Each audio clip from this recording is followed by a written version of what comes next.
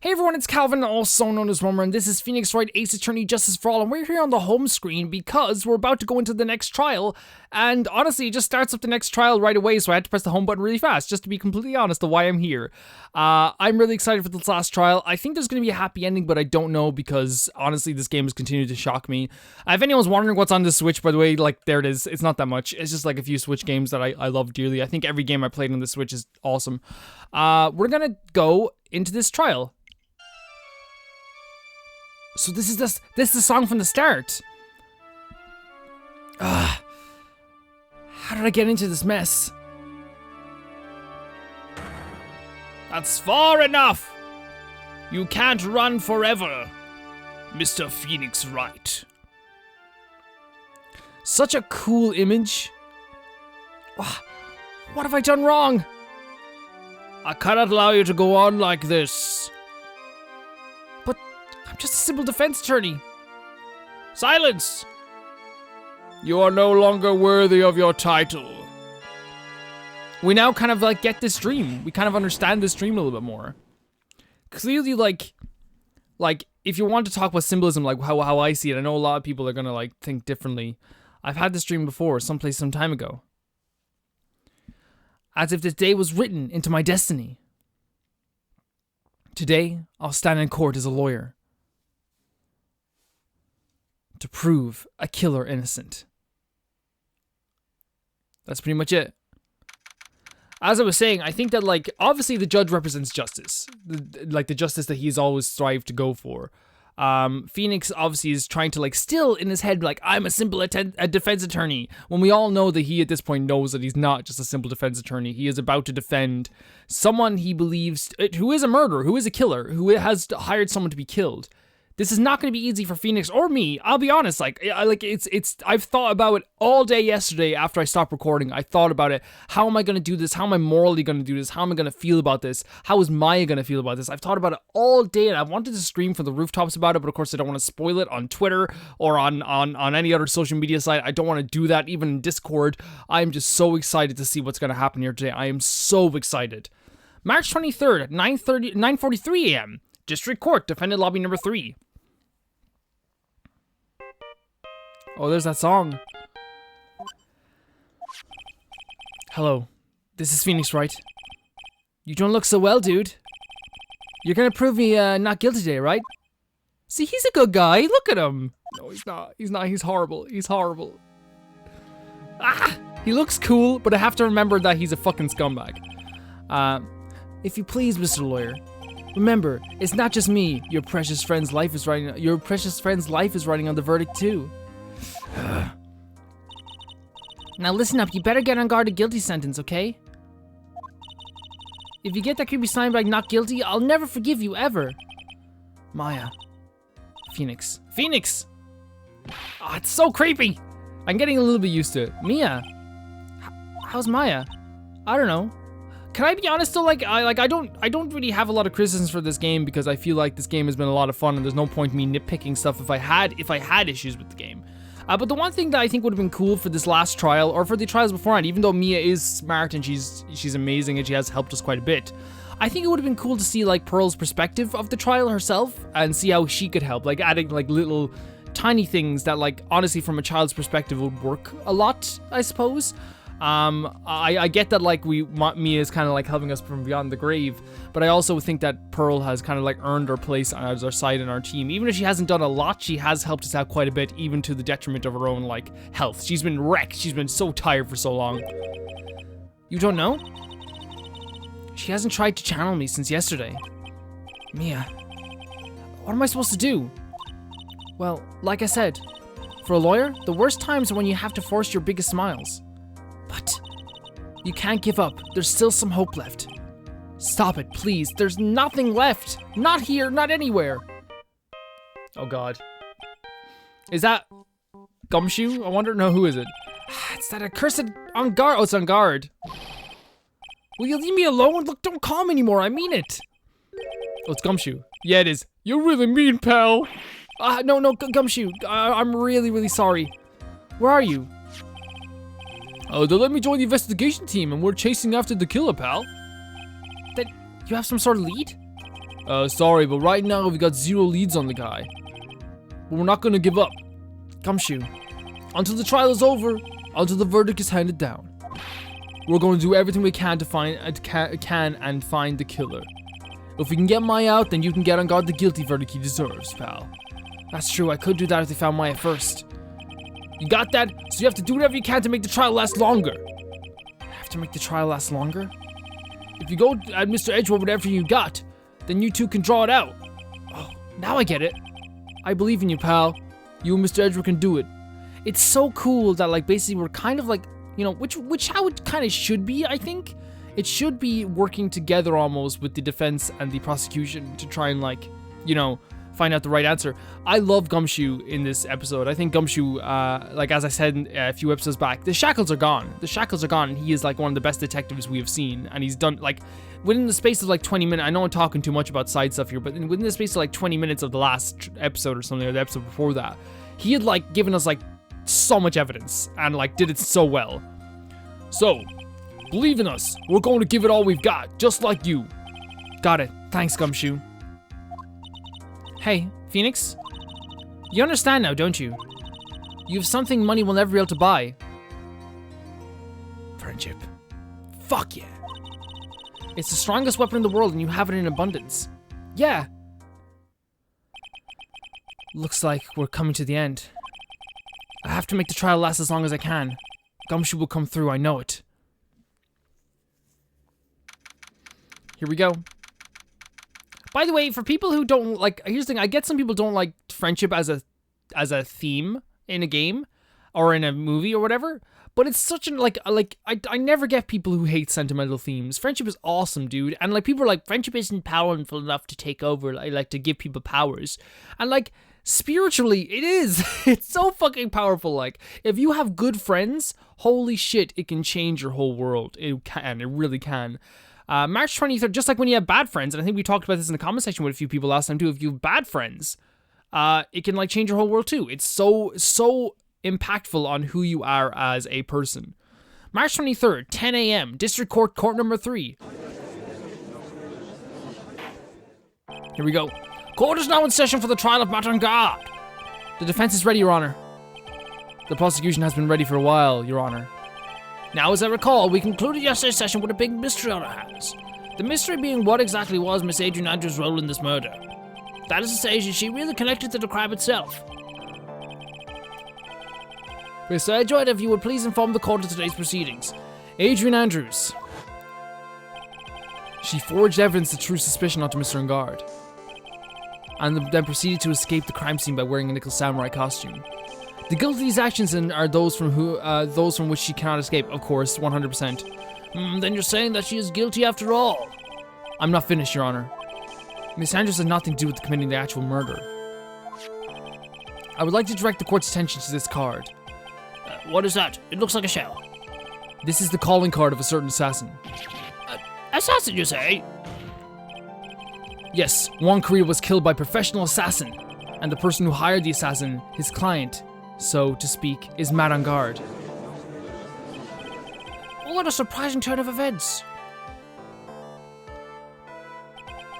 I would think it'd become commonplace by now, Your Honor. Guys, I'm so sorry for yawning. It's like 7:30 in the morning, or like it's really early. I know what's going on this time, so I know that everything Edgewood has said is true. But we still have to hold out as long as we can. At least, until Maya is safe and sound. I wonder how the trial will turn out today. Now then, please call your first witness, Mr. Edgewood. The prosecution calls the defendant's mentor, Mr. Will Powers, to the stand. Okay, let's do this. We can do this. Will Powers is not a bad dude. Not a bad dude whatsoever. We don't need to kill him in this. In fact, if we're going to make this go longer, then... Now the witness, your name and occupation, please. Okay. I'm, Will Powers. I'm a poor, underpaid action star. And what is your relation to the defendant? Well, that's, I guess I'm sort of a lousy mentor to him in a way, yeah. Mr. Powers, please, you don't need to put yourself down so much. Oh, sorry. Well, but I'm just kind of a nothing sort of guy. On the night of the murder, you visited the defendant's room.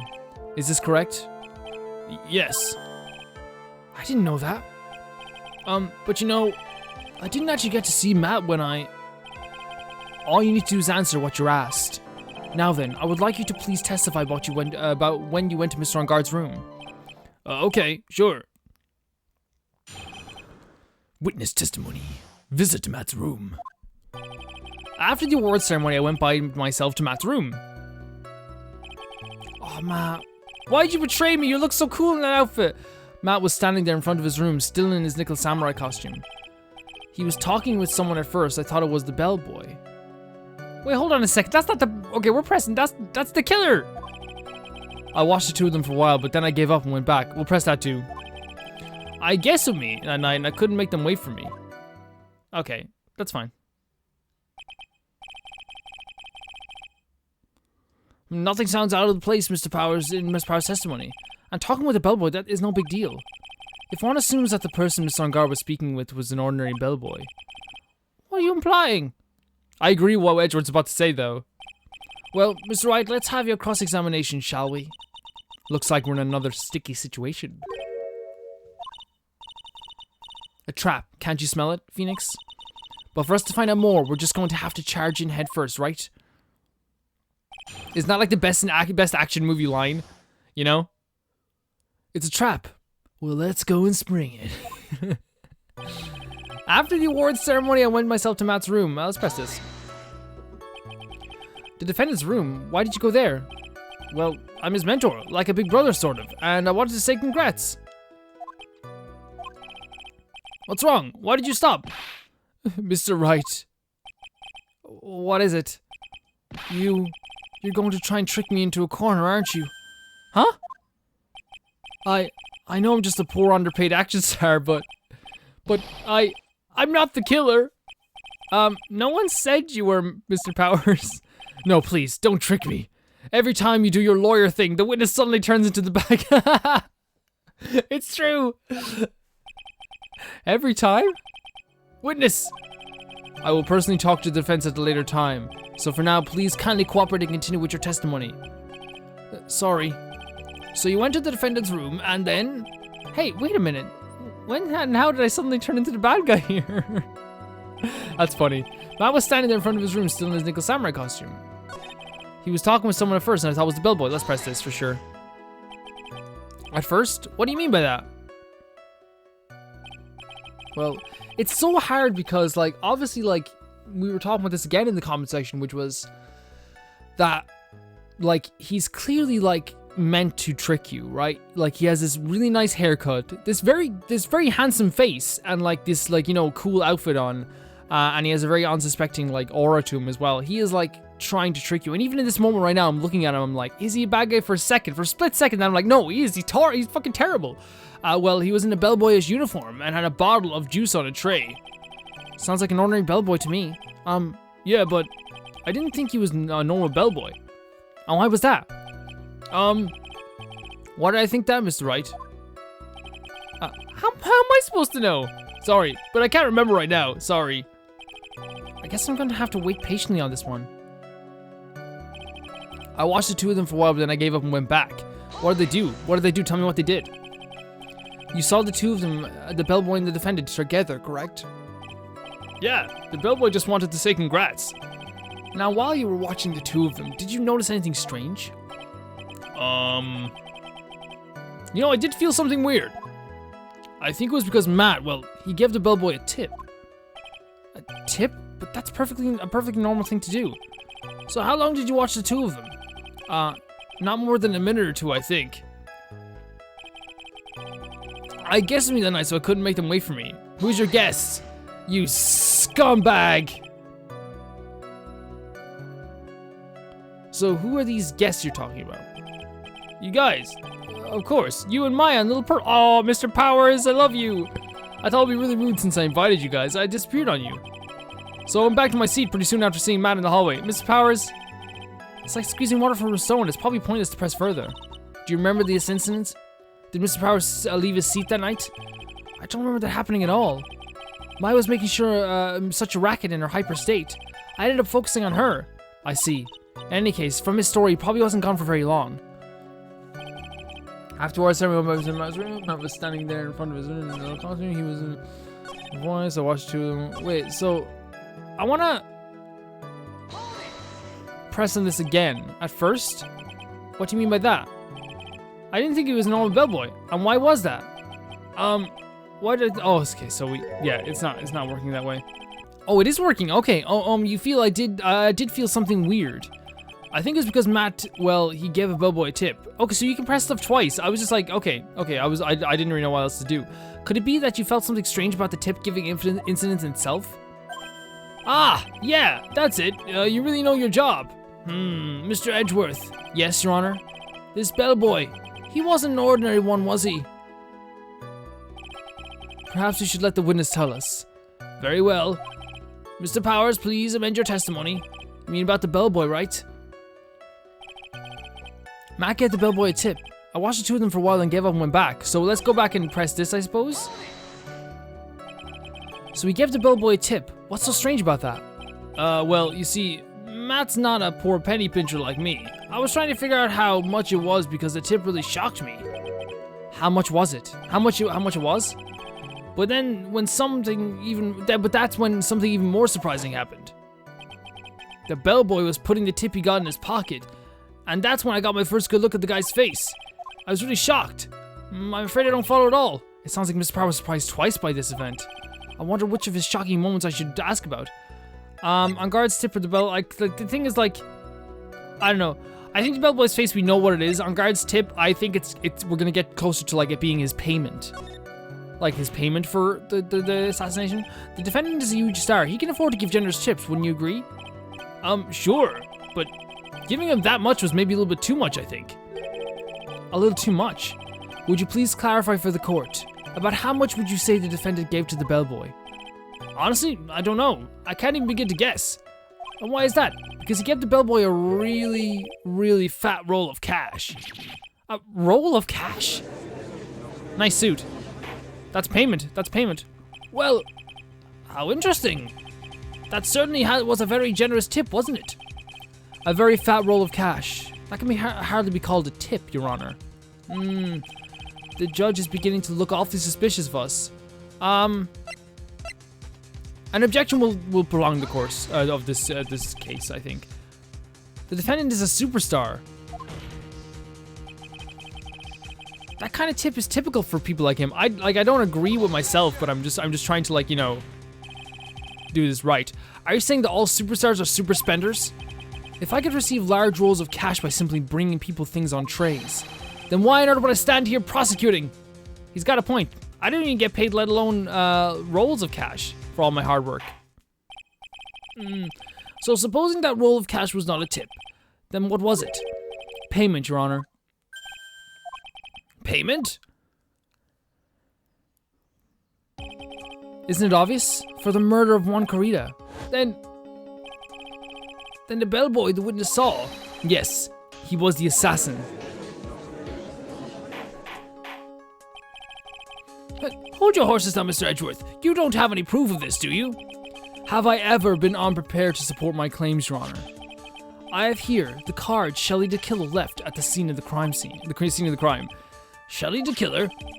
He is the person the police's special investigation team has been chasing for ages. I'm certain the person the witness saw was his very assassin, Shelley the Killer. Really? I agree. What's wrong, Mr. Powers? No, nothing. Something just clicked in my head and I think I just figured something out. Oh? Actually, I saw that bellboy again later on that night. Yes, Mr. Powers. Mr. Powers, please testify. Tell us what you saw. Yes, sir. Right away. The second time. This time, I was in the hallway because I had to go to the bathroom. Yeah, there's not. Okay, nothing wrong with that. And that's when the bellboy I saw here came out of the room. We should press on that. Of course, when I say room, I meant Juan Corrida. Okay, no, we'll press on that one instead. Now that I think about it, that bellboy did seem kind of out of place. We'll press on that too. Yeah, so he had to be one of the, had to be assassin, I'm sure of it. Okay, I guess. Okay. I mean, what do you mean I mean? What do you mean I mean? Huh? I'm not done. There's still more. Let us first establish that the bellboy was truly Mr. the Killer, then we shall see. So the bellboy came out of the victim's room. And if that bellboy is really the assassin, then I think the answer is fairly obvious. That would be correct, Your Honor. Well, Mr. Wright, I believe it's your turn to entertain and make us laugh. Oh, Mr. Wright! Ha ha ha! This is no laughing matter. The second time. Okay, so we know what we're gonna press. Yeah, we're pressing this first. The victim's room, huh? Yeah, the one with all the really pretty flowers and teddy bears? It was Wanda's room all night. All right, all night. Words can't describe how screwed I am. Let's continue with the testimony, shall we? Now that I think about it, the bellboy did seem kind of out of place. Yeah, we're pressing this. So what exactly was so out of place about him? Right. Why the insipid grin? Maybe because I have no idea what damaging thing he's going to say next? Well, the bellboy was empty-handed. Empty-handed? That bellboy is one of those room service people, right? But he wasn't pushing a cart, and he wasn't holding a tray either. You'd call that a little strange too, wouldn't you? I agree that it is a bit strange, Mr. Powers. But is it really that unusual for a bellboy to be empty-handed? Here's the thing, he was, like, he had to be in, like, I don't think he was in like, well, we can't look at the, it's not an actual picture, but, like, someone brought him his dinner that night. And whether it was that bellboy or not, I don't know, like, in, like, the, not the dinner, the glass, the wine glass and the bottle. You know what I mean? Like, I don't know.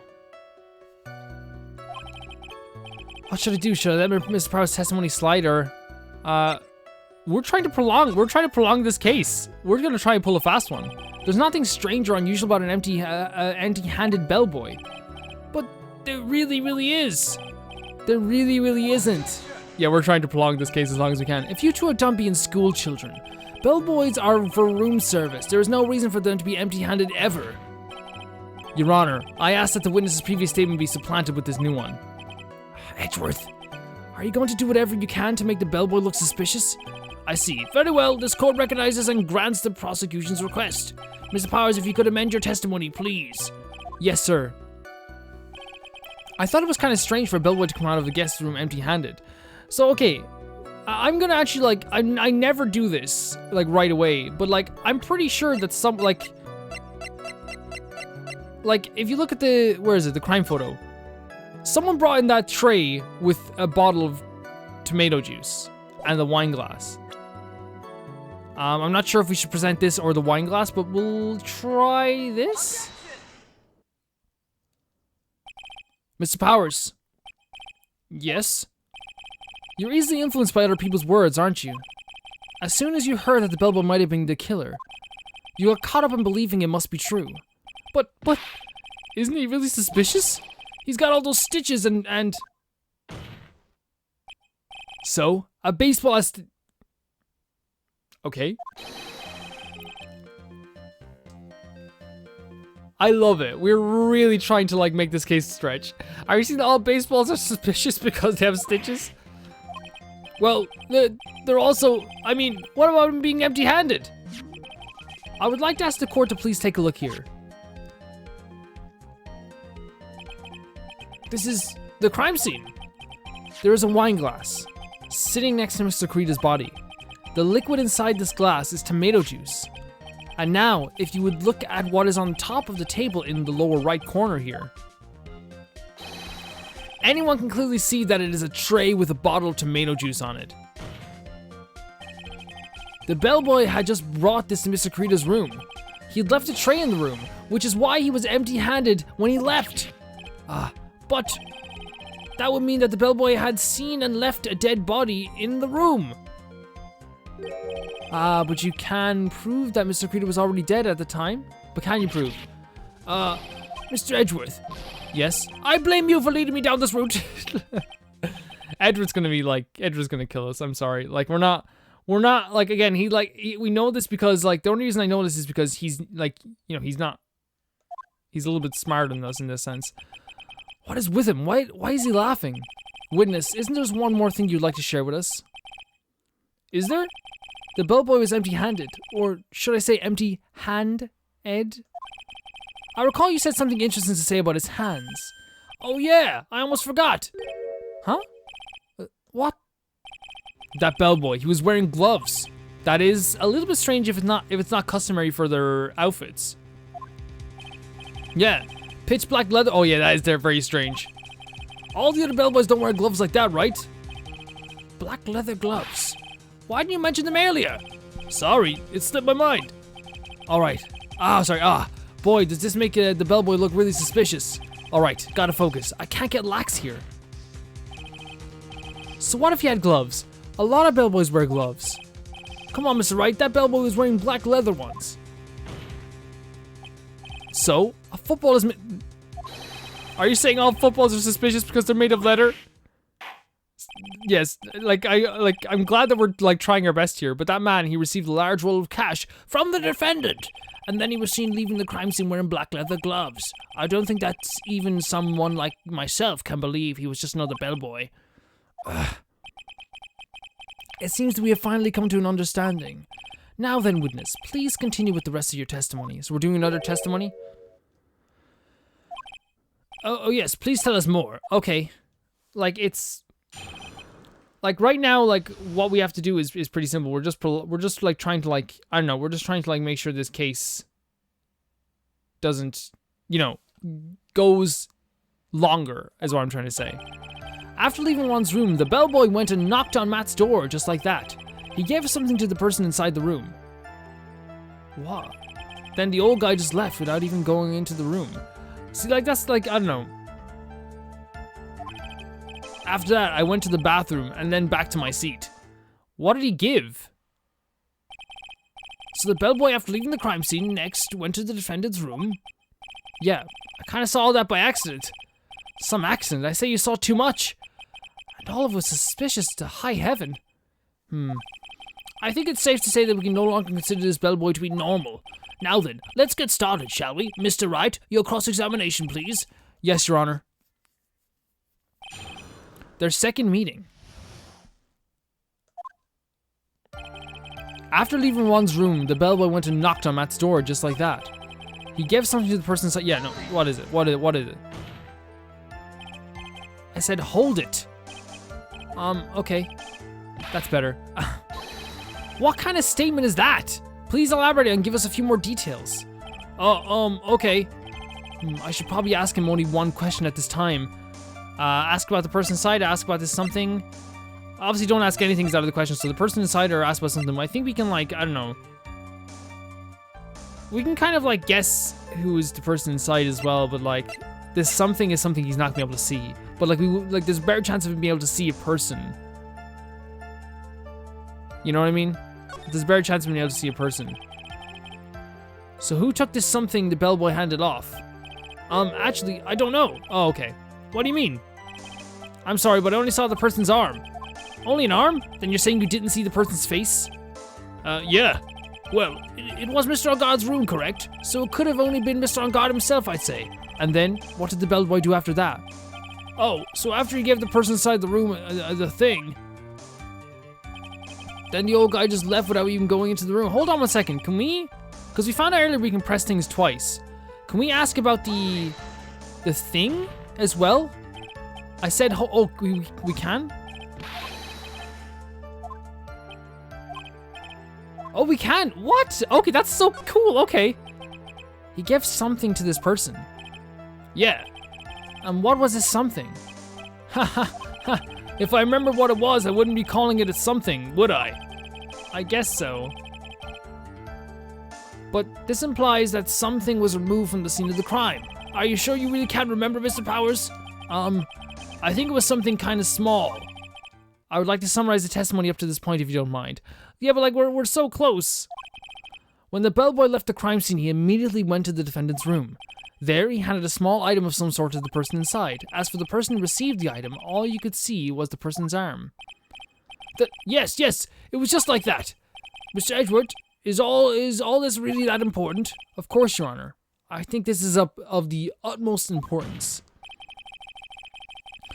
This is when whatever was removed from the crime scene was handed over to the client. Mr. Powers, please try to remember what it was the bellboy handed off. Well, you see, I think it was no. If you remember, please add it to your testimony. Yes, sir. If I saw, so he said it's some sort of wooden statue. Do we have like a wooden statue? I don't think we have a wooden statue.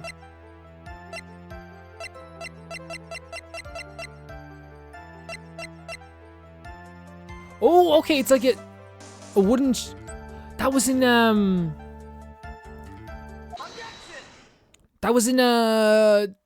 god, it was in Mattengard's house. What was the point of the pregnant pause? Where did that objection come from? Well, speak up. It was me, Your Honor. What is it, Phoenix? I have a feeling that something bad is going to happen once I show this. Mr. Wright, if you have something to say, please spit it out. Yes, Your Honor. Okay. Deep breath. Mr. Powers, the something you saw. Was it this item? Oh, hey, that's it. That's the something. Wow, Mr. Wright, you really figured it out. I recall we found this in Mattengard's mansion. At the defendant's house? Oh, shit. Oh, God, no. What does this mean? It's simple, Your Honor. Shelley the killer assassinated one Korean in his room, and then he stole this wooden bear from the scene of the crime. And the bear being found at Mattengard's mansion would mean... It goes without saying, Your Honor. Mr. Mattengard is the killer's client. Does make sense. Order, order, I said order. Mr. Wright, this is a most unfortunate turn of events for you. Yeah. Sorry, Mia. No, it's alright. Your judgment was sound. Actually, I figured the bear would come up. If not now, then it would have later on, true. Even if you hadn't shown it to the court, I'm sure your friend Edward would have... I almost forgot that he knew about it too.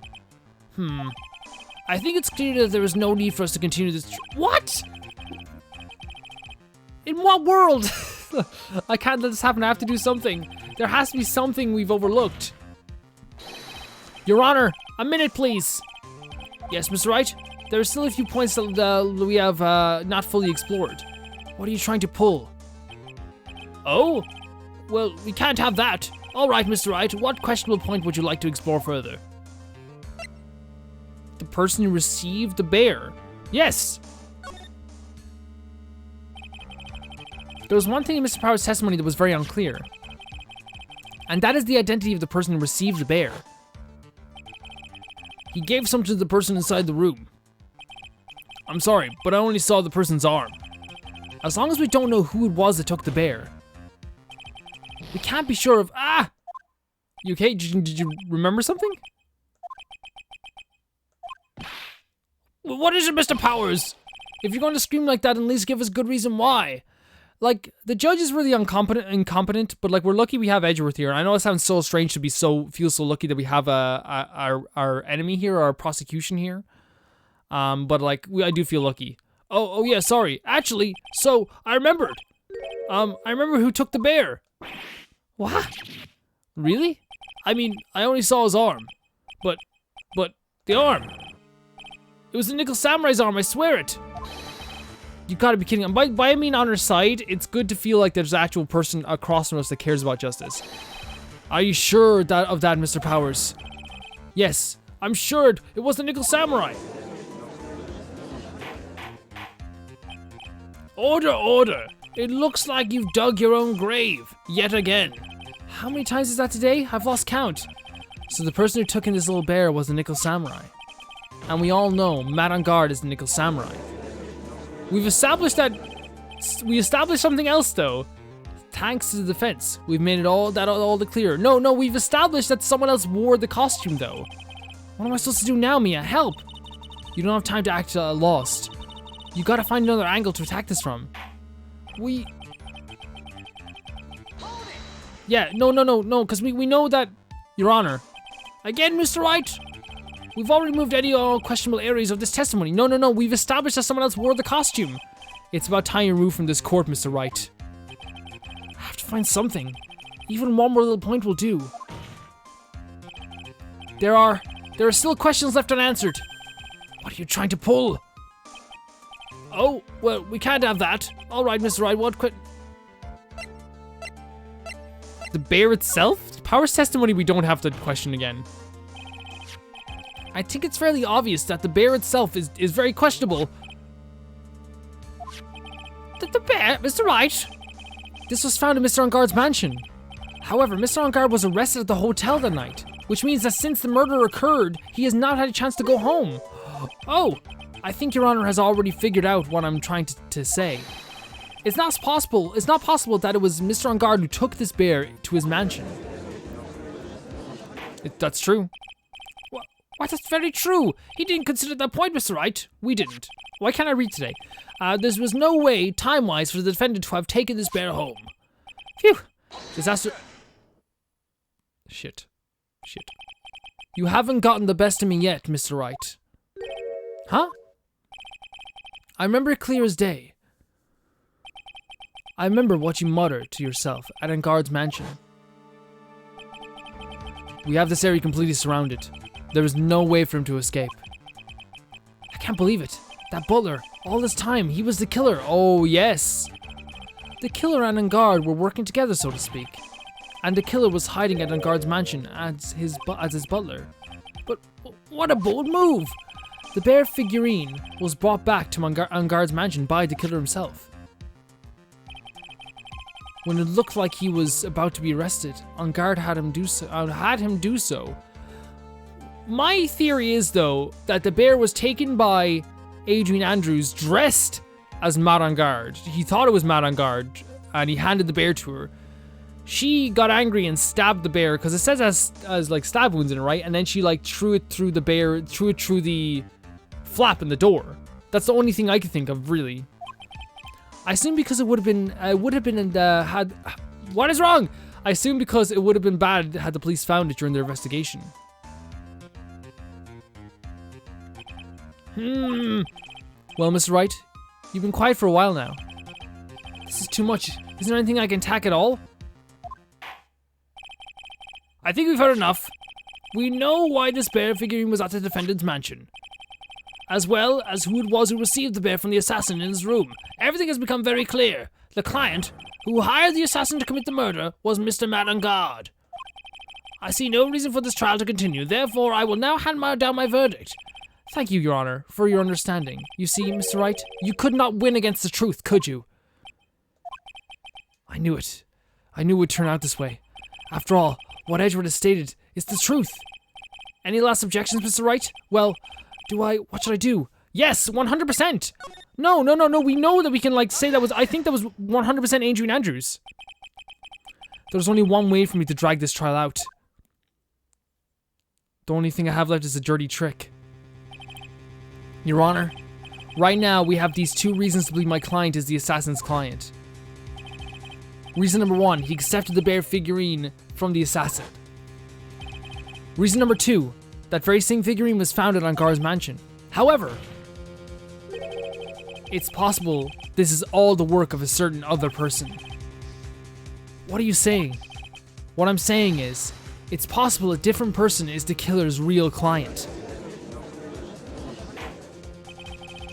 The real client? Yes.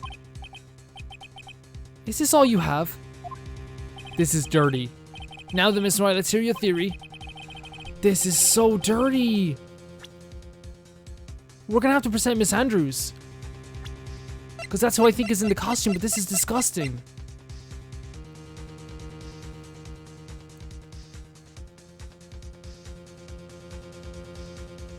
This is absolutely disgusting, but we have to. Yes, we already know that she tried to frame Mat Engarde for the crime by wearing a spare nickel samurai costume. Then the nickel samurai's arm that I saw, that could have very well been Miss Andrews. Shit. It feels so dirty to like try and pin this on her. But what about Mr. Engarde? If you please recall yesterday's testimony, the defendant was taking a nap during the break period. That's right. Then, finding this figure at Mr. Engarde's mansion, it was a well-laid trap set by Miss Andrews. Mr. Edgeworth, what is your opinion on this? I can't even begin to count the flaws in the defense's logic. Besides which, there is no evidence to support it. However, I can fully discount its possibility either. No, there is evidence to support it. Miss Andrews said she put on the costume yesterday. She also said that she saw him asleep. Why would she lie if she was trying to also get him in prison? It doesn't make any sense. She would have no need to lie. She could just literally just say, hey, man on guard was awake. What is with this trial? Come on, I can't believe the defense would go so far as to pin the guilt on someone else. Yeah, I agree. It's really dark. Yeah, unbelievable. It's not something petty. It's murder of all things. I agree. This is to save Maya. This is to save Maya. Repeating it over and over in his head, like a real, and I'm feeling it too. That's why this game is so good. I'm feeling this like weight on my conscience here. Even if the whole world turns against me, this is one fight I can't give up on. Order, order, order! All disruptive parties will be forced to leave the courtroom. Your Honor, for the benefit of the defense, I'm willing to play along with his what-if game. His what-if game, Mr. Edgeworth? The prosecution is prepared to challenge the defense's theory. Mr. Wright, even you must have thought it was strange and wondered. Why would the criminal want this little wooden bear? He's right. The killer did specially bring that bear to Ungar right away. Why do you ask? Is there something special about it? Absolutely.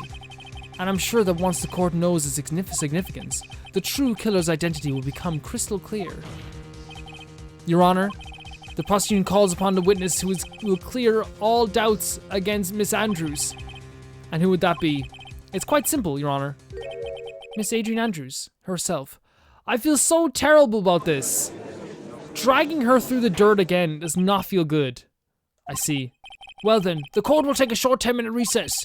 The prosecution will prepare its witness in that time. Yes, Your Honor. March 23rd, 11:54 a.m. District Court Defendant's Lobby, number 3. Ha! Oh, I knew it was a good idea to hold her hostage. Don't you agree, Mr. Lawyer? I'm gonna end the episode. I don't think I can take this guy for a bit, for another few minutes. I'm gonna have to come back a little bit fresh to deal with him because oh my god, I feel like a fool every time I look at him. Thank you guys so much for watching this video. We're gonna continue on with this trial. I don't know how. I think this actual trial period is supposed to be very long, or at least I've heard it's very long. Regardless of how long it is, we're gonna be getting through this. Or at least I feel like we're gonna be getting through this pretty well. We have enough evidence, and to be honest, actually, all we have to focus on, personally, in my humble opinion, all we have to focus on personally is, like Gumshoe. I was sorry, I was blanking for a second. Gumshoe. We have to focus on Gumshoe getting the getting Maya to safety. As soon as that happens, we can put this creep away. This cool looking creep.